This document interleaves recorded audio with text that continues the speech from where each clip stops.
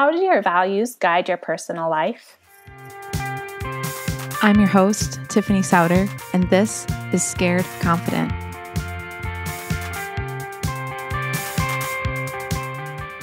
We're in a series about values. This is the second one. If you missed last week, I talked about what the values were in my life and kind of how I've collected those over the last 20 plus years.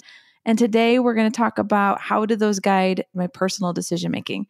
When I think about values, I think about it guiding two things, your decision making and your time. Like what gets your energy and attention? So the first one I'll talk through is demand excellence. Now, I want to be sure this isn't misunderstood. I get, my world isn't perfect. The people around me aren't perfect. And excellence is probably elusive at the end of the day. But to me, it's less about the outcome of excellence and it's more about the effort of excellence. And I'll give you an example of this. One for myself is it is really easy to get lazy and to tell myself I don't have time to take care of myself. And in particular, the discipline of working out. I am not naturally disciplined. It's just not a thing that is easy to me. And I wrestle and fight it every single week of my life. And I can get really apathetic in it, but I know that excellence is something that I want to pursue. And I know I feel better. My mind is better. I can show up better for the people around me. And it doesn't have to be this like big, hairy, crazy, elaborate thing. It can be a 20-minute run that takes me, it takes nothing at all. There's so many things I do for 20 minutes I don't even recognize.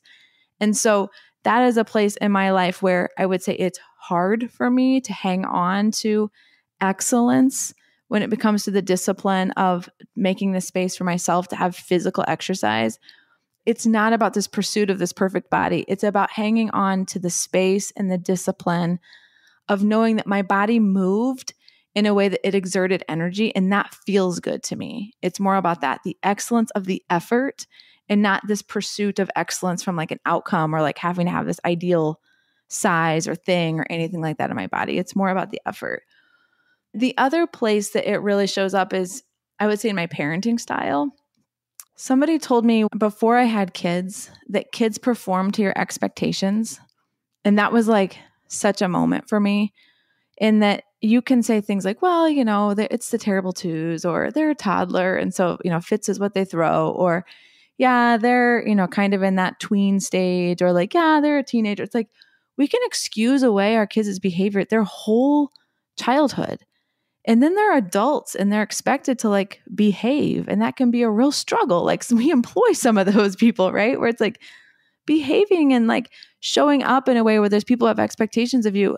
I don't want that to be their story. And so I have really high expectations of my kids' behavior from a really young age. And that is not to say that they have an excellent day every day, but I do want them to understand in the way that I guide them and teach them and inform like their hearts and decision making, that if that was a bad moment for you and you didn't show up well for your sibling or to me, or you weren't responsible with some chores or tasks that you had, I want them to understand like you realize that's what you're practicing. You're practicing quitting. You're practicing being a bully. You're practicing not being what you want to be, what your full potential is to my kids. Like I tell them that. And so I demand excellence of them in their attitude. I demand excellence from them in their effort. I demand excellence from them in them showing up in their talents and their gifts fully, because that's what I want them to practice. So I know they're not perfect. I know that they're not going to be, put to string together a perfect week, but I want that to be ingrained in them, that your job is to step fully into your potential, and your job as a young 12-year-old, 9-year-old, 5-year-old is to know that you have a point of decision to, take your sister's plate over to the dishwasher along with yours and do something kind for them, or to be very intentional about not doing that. And that seems small, but I think in those little moments where we start to see our kids as characters developing. And if I want them to be generous in spirit and I want them to sort of look out for others, if they're not practicing that in small ways in our home, they'll never grow up and be that sort of accidentally. So those are some ways personally that demand excellence plays out for me. The other thing that I would say Pursue family is definitely a sort of personal kind of sounding kind of value, though it definitely plays out in my professional life too.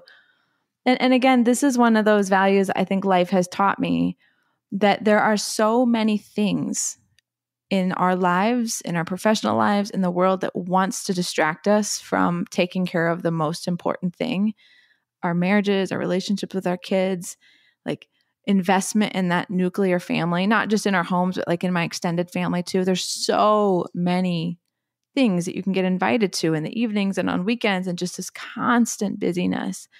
And my husband, he gets the credit in this. He's just naturally, I would say, just really invested and committed to family. And I admire that so much about him, where I can be more naturally distracted by like the fun thing I got invited to, where I get to wear a really cool outfit. Like, I'd be like, let's do that. Instead of like going to my mom and dad's house. I love my mom and dad's house, but you get the point. Like, I love the fancy, flashy, fast-paced thing. And given left to my own devices, I would default to that probably more often than not. And I'm really thankful for JR, for him having a natural pursuit of family. But as I've gotten older, I've really understood how precious that is. Those relationships aren't replaced by anyone else. And even for us, again, this isn't for everybody, and where we've chosen to live, we've had opportunities that would have moved us outside of where we live right now. And we, at least for us, for right now, we're just really committed to like also living close to family. So not the right decision for everybody. I'm not telling you need to move by your mom if that's not the thing for you. But for us, that has been a way that we've put ourselves, I would say, in the path of family more easily for us, so that this idea of pursuing family can happen more naturally, and we're sort of in community with one another. Those are two ways that my values, I would say, just are really activated in my personal life. As always, I would love to hear not only how this has helped you, but what you might be discovering about your own path to values, or maybe some new applications of what you thought were very professional-oriented values, how those maybe apply to your personal life. I'd love it if you would text me, 317-350-8921.